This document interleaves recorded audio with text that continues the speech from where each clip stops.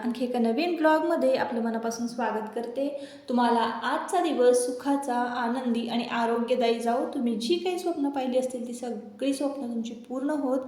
त्याचबरोबर शुभ दुपार सर्वांना। दुपारची वेळ आहे आणि मस्तपैकी आजचं जेवणाचा बेत आहे। मुगाची आमटी केलेली आहे आणि सुकी भेंडी केली होती मी।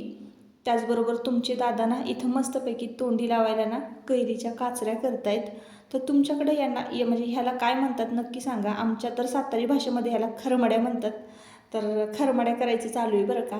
आता हे खरमड्या करायच्या कशा, तर तुमच्या दादांनी काय केलं, बारीक बारीक कैरी एकदम कट करून घेतलेली आहे।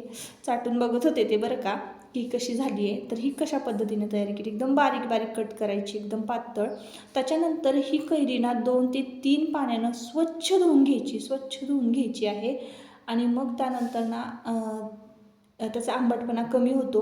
हळद घालायचं, लाल तिखट घालायचं, मीठ घालायची आणि पिठी साखर घालायची आणि मस्तपैकी हे ना ही कैरी चांगली मिक्स करून घ्यायची आणि डीप फ्रीजरला थंड होण्यासाठी ठेवून द्यायची। आहा हा हा, याची चव इतकी भारी लागते ना, खरंच एकच नंबर लागते। भाजी न आवडती जरी असली ना तरी आवडीने आपण खातो, म्हणजे तोंडी लावतो, जेवण पोटभर जातं। म्हणून ही अशी कैरी केलेली आहे। आता गूळ वगैरे फ्रीजमध्ये ठेवलेलं तुम्ही पाहिलं असाल, तर मुंग्या लागतात ना, म्हणून मी गुळाचे ढेप जे आहेत ते 5-10 मिनटासाठी फ्रीजमध्ये ठेवून दिली होती। नंतर मग मी डब्यात भरून ठेवणार होते। त्यानंतर इथे जेवायला घेतलेलं आहे आणि चला आता जेवायची वेळ झाली ना, तर तुम्हाला सांगितलं मी जसं की मुगाची आमटी केलेली आहे आणि भेंडीची भाजी केलेली आहे। पण मुगाची आमटीसुद्धा तितकीच चवदार झाली होती। तर जेव्हा मूग वाळायला घातले होते की नाही, मुगाची डाळ करायची होती, मूग भिजवले होते, त्याच वेळेस ना मी मूग घरचे काढून घेतले होते आमटीसाठी आणि उसळ करणार होते बरं का मी, आमटी नव्हती करणार। पण मग पातळ भाजी काय करायची म्हणून मी ना मुगाची उसळ केली होती, आमटी केली होती आणि आमटी इतकी चवदार झाली होती ना, तर भाकरीबरोबर एकदम मस्त लागत होती। त्याचबरोबर काचऱ्या होत्या कैरीच्या आणि तुम्हाला ते आमटी दाखवते मी। फक्त लसणाची फोडणी घातलेली आहे आणि आपला कांदा लसूण मसाला वापरलेला आहे। एवढी टेस्टी झाली होती ना, सगळ्यांनी एकाच टायमिंगला संपवून टाकली। आता पुढचं प्लॅनिंग आहे ना आमचं थोडंसं वेगळं आहे। तुम्ही व्हिडिओ पुढं बघाल तेव्हा तुम्हाला कळेल। तर म्हणून मी मोजकंच जेवण केलं होतं आज। आणि आज आहे आजी बाबांची ॲनिव्हर्सरी, म्हणजे ॲनिव्हर्सरीचा हा व्हिडिओ आहे। तर तुम्हाला माहिती आहे की मला एडिट करायला वेळ मिळत नाही, म्हणून शूट करून मी काय करते, नंतर एडिट करून मग उशिरा अपलोड करते। तर आत्ता जेवण वगैरे झालेली आहे आणि आज आम्ही निघालेलो आहोत देऊळ बंद मूवी बघायला, चित्रपट बघायला। तर खरंच इतका कमाल चित्रपट असणार आहे ना, कारण आम्ही ट्रेलर बघितलेला आहे आणि शिवाय प्रवीण तरडे, स्नेहा तरडे यांनी इतकं छान काम केलेलं आहे ना। आता मी तिथे गेल्यानंतर तर काही शूट वगैरे करणार नाही आहे, आधी संपूर्ण मूवी बघून घेणार आहे।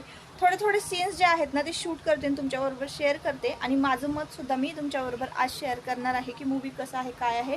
आता रिक्षा खाली उभी आहे ना, पटकन जाते मी, फक्त माझे केस वगैरे आवरायचे आहेत, म्हणजे विंचरायचे आहेत आणि उशीर झाला, जेवण वगैरे झाले आणि भांडे वगैरे घासायची होती ना, त्यामुळे मग जायला उशीर झाला। खरं तर पिक्चर हा सुरुवातीपासूनच बघायचा, पण नेहमीच पिक्चरला जायचं म्हटलं ना, चित्रपटाला जायचं म्हटलं की आम्हाला उशीर होतच होतो। तर चला, तर ब्लॉग कंटिन्यू करा। पुढच्या जन्मी गळ्यात धोंडा बांधून या हिरी जीव दे, पण शेतकऱ्याशी लगीन करणार नाही। तर आज सुनीताचा वाढदिवस आहे ना, तिच्यासाठी छोटंसं गिफ्ट आणलंय, तर तिचे एक्सप्रेशन्स बघूया चला। तर सुनीताचा वाढदिवस पण होता आणि मी तिला गिफ्ट घेऊन आले होते ना, तर चला म्हटलं तिला देऊन येऊया। चित्रपटाचे ना थोडेफार भाग मी तुमच्याबरोबर शेअर केले, तुम्हाला कसं वाटलं मला नक्की कमेंट करून सांगा। तर इथं सुनीताचं चित्र काढलेलं आहे आणि हॅपी बर्थडे आंटी असं देवांशने लिहिलेलं आहे। देवांशचं ना कसं असतं की ज्याचा बर्थडे आहे तर त्याचं ड्रॉइंग काढायचं आणि मॅसेज लिहायचं, हेच त्याचं काम असतं। तर ती खूप खुश झाली होती बरं का। आणि तिनं ना मला, मी पुण्याला गेले होते तेव्हा मला नेकलेस आणायला सांगितलं होता, पण मला काही तिकडं तुळशीबागेत जायला जमलं नाही, मी तर मंगळवार पेठमध्येच खरेदी करत होते। तर तिथं काय एवढी ज्वेलरी वगैरे नव्हती, म्हणून मग मी इथूनच वाईतून तिला अशी ही चिंचपेटी आणि अशी छानसे मोराचे कानातले, अशी छानशी भेट मी तिला दिलेली आहे।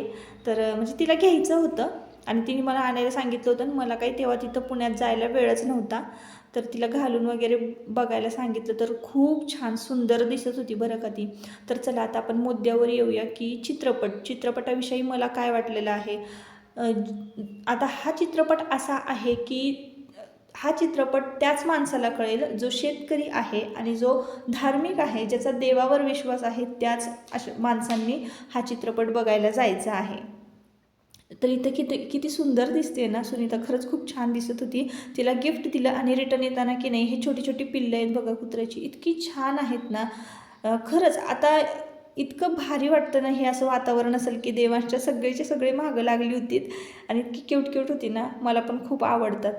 तर असो, आता तुम्हाला एक सांगते ताईंनो, तो चित्रपट थोडक्यात असा आहे की परिस्थितीपासून लांब पळून जाणं किंवा अडचणीतून म्हणजे अडचणींना सामोरे न जाणं आणि तिथून पळ काढणं याविषयी ना हा चित्रपट आहे.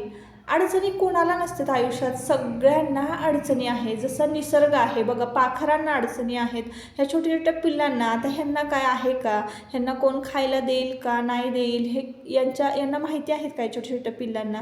यांच्यासुद्धा आयुष्यामध्ये छोट्या छोट्या अडचणी असतात, पण निसर्गाने आहे ना त्यांना सामना करण्याचं सामर्थ्य दिलेलं असतं. तेच माणसाकडं सुद्धा असतं, पण माणसाने का नाही माणसांना संकटांचा सामनाच करायचा नसतो. तुम्ही जसं की पुढं क्लिप बघितली असाल पिक्चरची, की खूप पर्याय असतात माणसांकडं, पण त्या माणसांना आहे ना संकटांपासून पळ काढायचा असतो. असं कधीही करू नका. आत्महत्या करणं हा एक पर्याय नसतोच मुळीच, म्हणजे कुठल्याच संकटाचा पर्याय किंवा सोल्युशन हे आत्महत्या हे नाहीच आहे. हे आयुष्य जे आहे ना आपल्याला इतकं म्हणजे तुम्ही कितीतरी पुण्य कमवलं असणार आहे, कितीतरी पुण्य तुम्हाला करावं लागलं असणार आहे, तेव्हा कुठंतरी आपल्याला जाऊन हा माणसाचा जन्म मिळतो. आणि कोणासाठी आपण जीव देणं किंवा कुठल्याही संकटासाठी आपण जीव देणं हे कितपत योग्य आहे तुम्ही सांगा. सध्या आता एक यूट्यूबर आहे, तिनंसुद्धा आत्महत्या केलेली आहे. कोणालाही कंटाळून, कोणाच्याही त्रासाला जाचाला कंटाळून आपला जीव गमावणं हे कितपत योग्य आहे तुम्हीच सांगा. आपण ह्या जगातून गेलो तर कुणालाच फरक पडत नाही. फरक फक्त हा आपल्याला पडत असतो. कारण तुम्ही जसं की ज्यांनी हा पिक्चर बघितलेला आहे त्यांना माहिती आहेत. स्वामी महाराज म्हणालेले आहे की तुम्ही तुमचं प्रारब्ध म्हणजे तुमचे जे कर्म आहे, चांगले असू दे वाईट असू दे, त्याचं फळ तुम्हाला मिळाल्याशिवाय तुमचं आयुष्यरेषा जी आहे ती पूर्ण होत नसते.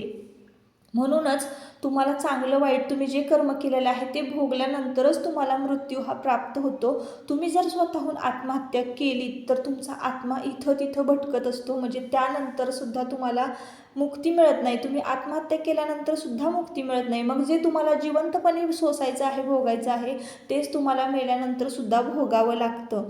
म्हणूनच तुम्ही विचार करा की आत्महत्या करणं किंवा छोट्या छोट्या गोष्टींवरनं, छोट्या छोट्या वाद भांडण ह्याच्यावरनं आपण स्वतःला संपवणं हे कितपत योग्य आहे. हां, तुम्हाला जर तुमच्या प्राण्याची आहुती द्यायची असेल किंवा त्याग करायचा असेल तर अशाच कारणांसाठी करा की जिथं तुमचं नाव निघेल. मग तुम्ही देशासाठी करा किंवा चांगल्या कामासाठी करा, चांगल्या माणसांसाठी झिजा. तिथं तुम्हाला तुमचं प्राण द्यावं लागलं तरी चालेल, आपला जीव द्यावा लागला तरी चालेल.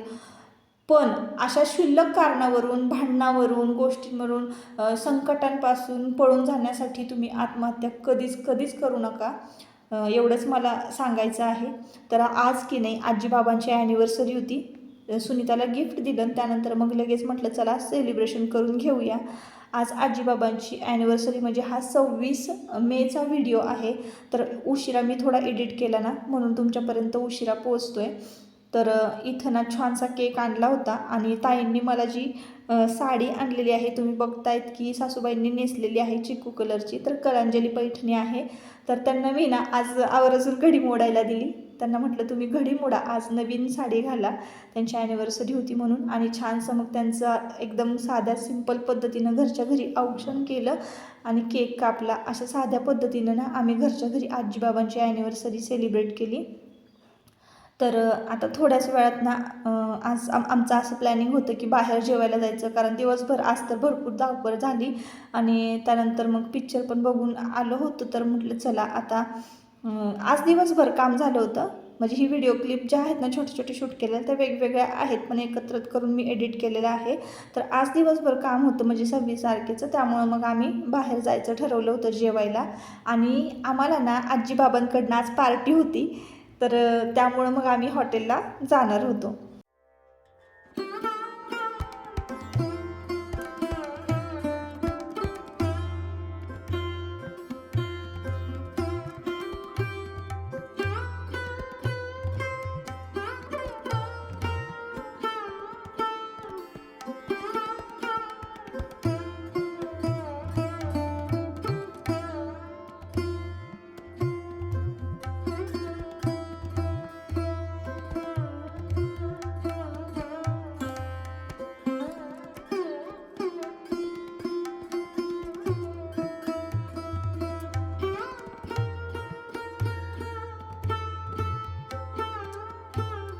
मस्त असं साध्या सिंपल पद्धतीनं ना बाबांची आणि आजीची ॲनिव्हर्सरी सेलिब्रेशन झालं बरं का. तर आम्ही चित्रपट बघून आल्यापासून की नाही अजून एक वाक्य जे आहे ते माझ्या मनाला लागलेलं आहे. तर ते अगदी खरं आहे बरं का. तर तुम्ही बघितला आहे की नाही चित्रपट, नसेल बघितला तर तुम्ही जा. जर तुम्हाला इंटरेस्ट असेल शेतीमध्ये, शेतकऱ्यांची दुःख ऐकून घेण्यामध्ये जर इंटरेस्ट असेल, देवावर जर विश्वास असेल तरच तुम्ही हा चित्रपट बघावा असं मी तुम्हाला सांगितलेलं आहे. तर म्हणजे त्यांनी इतकी जीव ओतून ॲक्टिंग केलेली आहे. मध्येच तुम्ही त्यांचं हसणं बघाल, मध्येच स्नेहल मॅडम ज्या आहेत त्या देवाला जाब विचारतायत. तेव्हाची जी ॲक्टिंग आहे ना त्यांची, अगदी जीव ओतून प्राण ओतून त्यांनी तो चित्रपट जो आहे तो केलेला आहे. तर स्वामी महाराज की नाही एका सीनला असं म्हणजे असा सीन असतो एक की स्वामी महाराज म्हणतात की तुम्हाला जर डॉक्टर, इंजिनियर, वकील, तहसीलदार व्हायचं असेल, मोठं साहेब व्हायचं असेल तर तुम्ही किती बुकं वाचता, तुम्ही किती परीक्षा देता, किती एक्झाम देता, किती शिक्षण घेता, आणि मग जेव्हा तुम्हाला शेती करायची वेळ येते तर तुम्ही काय करता? तुम्ही काहीच करत नाही. फक्त सहज असे म्हणजे शेतकऱ्याची मुलं काय करतात, शेतीच करतात, पण ती कुठल्या पद्धतीनं, कशा पद्धतीनं करतात काहीच त्याचं ज्ञान नसतं आपल्याला. आपल्याला जर शेतकरी व्हायचं असेल तर आपण काय करतो? काहीच नाही करत. म्हणूनच जर तुम्ही योग्य पद्धतीनं, योग्य निसर्गाचा अभ्यास करून, बियाणं पेरून जर शेती केली तर नक्कीच तुम्हाला थोडं तरी बेनिफिट होणार आहे यातून. म्हणजे त्यांचं म्हणणं काय आहे की तुम्ही हुशार बना. शेतकऱ्यांना हुशार होणं, शिक्षण घेणं खरंच खूप गरजेचं आहे. आणि बरेचसे आपल्या भारतात जे शेतकरी आहेत ते खूप हुशार आहेत, खूप म्हणजे चांगलं बेनिफिट घेत आहेत, चांगल्या पद्धतीनं शेती करत आहेत. आता जे तुरळक शेतकरी आहेत तर त्यांचं म्हणजे काय आहे त्यांचं त्यांनाच माहिती. असो, मस्तपैकी असं नॉनव्हेज आजचं जेवण होतं आणि जेवण वगैरे करून आम्ही घरी आलो. तर आजचा लूक मी तुमच्याबरोबर शेअर केला नव्हता. ही साडी की नाही गेले 8-9 वर्ष जुनी आहे आणि मला खूप आवडलेली. फक्त 750 रुपयाला मी ही साडी घेतलेली होती आणि इतकी सुंदर दिसते ना मला ही अजूनही बरं का. त्यानंतर ना आम्ही येताना इकडे चॉकलेट पान घेऊन आलो होतो. जितकं जेवण मला आवडतं ना त्याच्यापेक्षा जास्त मला पान खायला आवडतं. म्हणजे हेच पान मला खूप आवडतं बरं का. आणि ते मी तुम्हाला दाखवत होते आणि दाखवतं म्हटलं इथं बघूया मिररमध्ये काही शूट होतं आहे का, काय घेता येतं आहे का, तर येतच नव्हतं. चला तर मग असो, आजच्या व्हिडिओचा मी इथंच शेवट करते. आजचा व्हिडिओ तुम्हाला कसं वाटलं, मी जे काही सांगितलेलं आहे ते तुम्हाला पटलं का, मला नक्की कमेंट करून सांगा. आणि व्हिडिओ जर आवडला असेल तर नक्की आपल्या चॅनलला सबस्क्राईब करा, व्हिडिओला एक लाईक करा. परत पुन्हा भेटूया नवीन एका ब्लॉगमध्ये. तोपर्यंत स्वतःची काळजी घ्या आणि मजेत राहा. चला, बाय बाय.